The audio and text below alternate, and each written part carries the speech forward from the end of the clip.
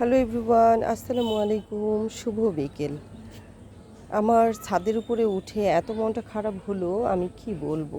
আপনারা আমাকে একটু পরামর্শ দিয়ে সাহায্য করবেন। এই যে ছাদের উপরে আমি লাগিয়েছি লতিরাজ কচু, কিন্তু কোনো ধরনের লতি হচ্ছে না এবং গাছগুলো দেখেন কেমন হলদেটে হয়ে গেছে। আমি ভীষণ মন খারাপ করছি যে ছাদের উপরে গাছ লাগানো এখন বা বাগান করা এখন খুবই কষ্টসাধ্য হয়ে গেছে। মনে হয় না যে আর ছাদ বাগান টিকে রাখতে পারবো। অনেক পরিশ্রম করি, কিন্তু রোদ সমস্যার কারণে আমি গাছগুলোর আর ঠিক সেরকম করে যত্ন নিতে পারছি না।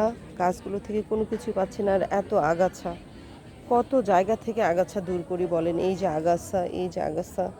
ছাদ বাগান করার ইচ্ছে আছে, কিন্তু ছাদ বাগান করতে এখন দেখতেছি যে অনেক পরিশ্রমের একটা ব্যাপার, অনেক কষ্টের ব্যাপার। এই যে দেখেন, শুধু আমি দেখতেছি যে ছাদ বাগানে মরিচের গাছ লাগানোটাই মনে হয় বেস্ট। এটাতে পরিশ্রম কম লাগে এবং ফলনও হয় দারুণ। এই যে দেখেন, তো সব মিলিয়ে আসলে একটা দুঃখজনক বিষয়।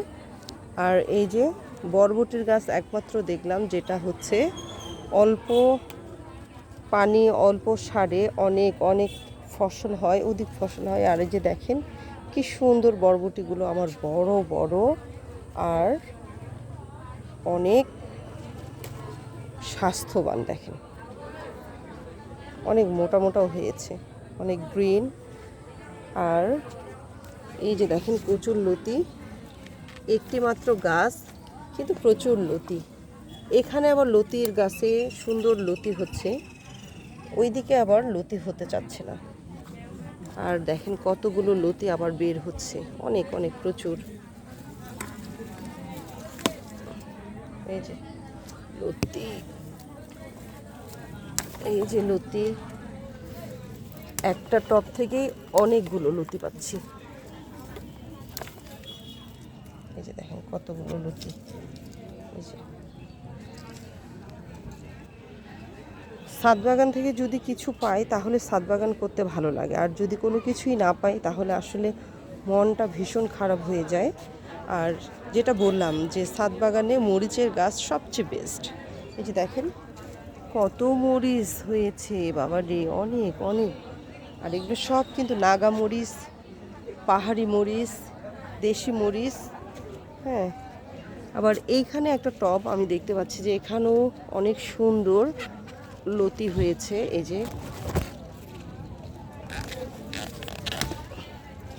সুন্দর লতি,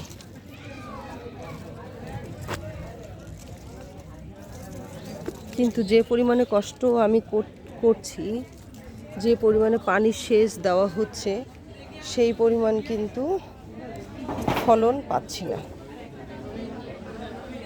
তো আপনারা যারা ছাদ বাগানে আছেন, আপনারা কিভাবে ছাদ বাগানটাকে মেনটেন করছেন এবং এই বর্ষাকালে কিভাবে বাগান করলে আশানুরূপ ফল ফসল পাবো একটু জানাবেন।